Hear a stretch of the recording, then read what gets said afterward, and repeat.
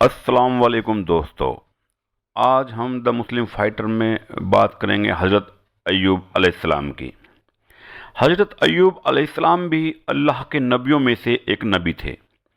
हज़रत अय्यूब अलैहिस्सलाम पैगंबर हज़रत इब्राहीम अलैहिस्सलाम के वंश से थे। हज़रत अय्यूब अलैहिस्सलाम हज़रत इसहाक अलैहिस्सलाम के बेटों में से एक बेटे थे। अल्लाह ने आपको माल, दौलत और औलादों से नवाजा था। हदीसों के मुताबिक आपके 7 बेटे और 7 बेटियां हुआ करती थी। हज़रत अय्यूब अलैहिस्सलाम उस वक्त अपने कबीले के बहुत मालदार सरदार थे और बहुत खूबसूरत भी थे। हज़रत अय्यूब बहुत बड़े इबादत गुजार थे। वह अपना ज़्यादातर वक्त अल्लाह की इबादत में ही गुजारते थे। आप अपने कबीले में उस वक्त इस तरह मशहूर थे कि जब आप घर से किसी काम के लिए निकलते तब लोग आपके इस्तकबाल के लिए खड़े हो जाते थे।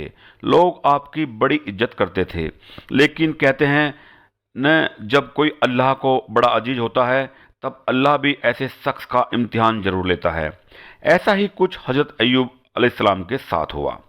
लिहाजा कुछ ऐसा हुआ कि हज़रत अय्यूब अलैहिस्सलाम का अचानक से सब कुछ बर्बाद हो गया। उनका घर अचानक से गिर गया, जिसमें दबकर उनकी सारी औलादों की मौत हो गई। माल और दौलत सब खत्म हो गया और वह एक ऐसी बीमारी का शिकार हो गए जिससे उनके बदन का गोश्त गलने लगा। चेहरे पर फोड़े फुंसी होने लगे, जिन पर कीड़े पड़ने लगे। उनकी हालत बहुत खराब हो चुकी थी। उनकी ऐसी हालत देखकर कबीले वालों ने भी उनसे नाता तोड़ लिया। जो कबीले वाले उनके इस्तकबाल के लिए खड़े हो जाया करते थे, वह उनकी हालत खराब होने के बाद उनको बहुत बुरा कहने लगे। कबीले के लोग उनसे ये कहते कि जरूर आपने कुछ गलत काम किया है जिसकी वजह से अल्लाह आपसे नाराज है और अल्लाह ने आपकी ये हालत कर दी है। लोग उन्हें ये भी कहने लगे कि ये कोई नबी नहीं है, ये एक बहुत बड़ा गुनहगार है। यहाँ तक कि कुछ लोगों ने उन्हें यह तक कह दिया कि यहाँ से निकलो और जहाँ कचरा डाला जाता है वहाँ जाकर रहो, क्योंकि उनकी हालत इस तरह हो चुकी थी कि लोग उनके साथ रहने को तैयार नहीं थे। आपके जिस्म में इतने फोड़े हो गए थे कि पहचानना मुश्किल हो जाता। ऊपर से उन फोड़ों में कीड़े भी पड़ गए थे जो आपको बहुत तकलीफ देते थे। कबीले के लोगों को यह लग रहा था कि इनकी इस बीमारी से हमारे बच्चे भी बीमार पड़ सकते हैं। लिहाजा लोगों ने उन्हें कबीले से निकाल दिया। उस वक्त आप यानी हज़रत अय्यूब अलैहिस्सलाम की हालत इतनी ख़राब हो चुकी थी कि वह खड़े भी नहीं हो पा रहे थे। लिहाजा वहाँ से लोगों ने उन्हें कपड़ों में लपेटकर एक लाठी के साथ कचरे के ढेर के यहाँ छोड़ दिया। इतना सब होने के बावजूद हज़रत अय्यूब अलैहिस्सलाम ने अल्लाह की इबादत करना नहीं छोड़ा। वह और उनकी बीवी उस जगह पर ऐसी हालत में भी अल्लाह का शुक्र अदा करते रहे। जब खाने की ज़रूरत पड़ती तब उनकी बीवी घरों में जाकर काम करती और कुछ पैसा मिलता उससे खाने का इंतजाम करती और उसी से उनका इलाज करवाती थी। एक वक्त ऐसा भी आया जब हज़रत अय्यूब अलैहिस्सलाम की हालत बहुत ही ज़्यादा ख़राब हो गई, जिसमें कीड़े इतने पड़ चुके थे कि बदन से गोश्त खत्म होने लगा था।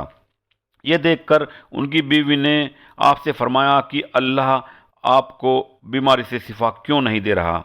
आपने आपकी बीवी से फरमाया कि हम न जाने कितने ही सालों तक खुशहाल रहे, अगर कुछ साल मुसीबत आ गई तो क्या हो गया। अल्लाह हमारा इम्तिहान ले रहा है और हमें अल्लाह के इस इम्तिहान को कबूल करना है और अल्लाह से इस बीमारी की शिफा के लिए तब तक दुआ मांगनी है जब तक ये बीमारी पूरी तरह से सही नहीं हो जाती। आपके बदन पर जब कीड़े बाहर निकलकर ज़मीन पर गिरते तो आप उन्हें वापस अपने बदन पर रख देते थे और कहते थे कि शायद अल्लाह ने इस कीड़े का रिज्क मेरे बदन से ही लिया है। अल्लाह की यह मर्जी है, इसलिए जितना खाना खाना है मेरे जिस्म में जाकर खाओ।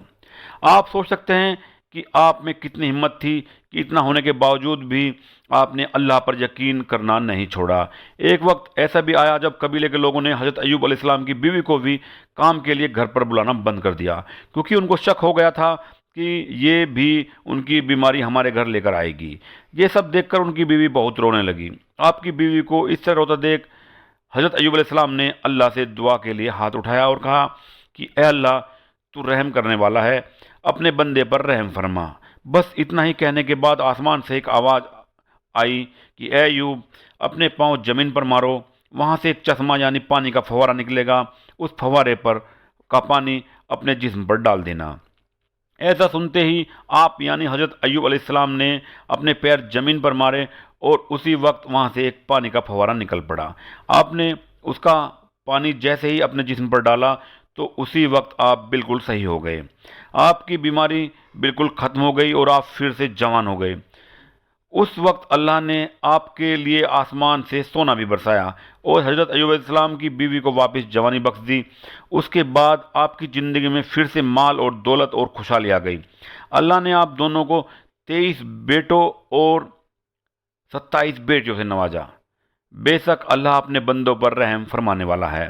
ایک حدیث کے مطابق اللہ کے پیارے رسول حضرت محمد صلی اللہ علیہ وسلم نے فرمایا کہ جب بھی آپ مشکل اور پریشانی میں ہوں تو تب آپ حضرت ایوب علیہ السلام کے امتحان کو یاد رکھنا، جنہوں نے اتنا کچھ ہونے کے باوجود اللہ کا شکر ادا کرنا نہیں چھوڑا۔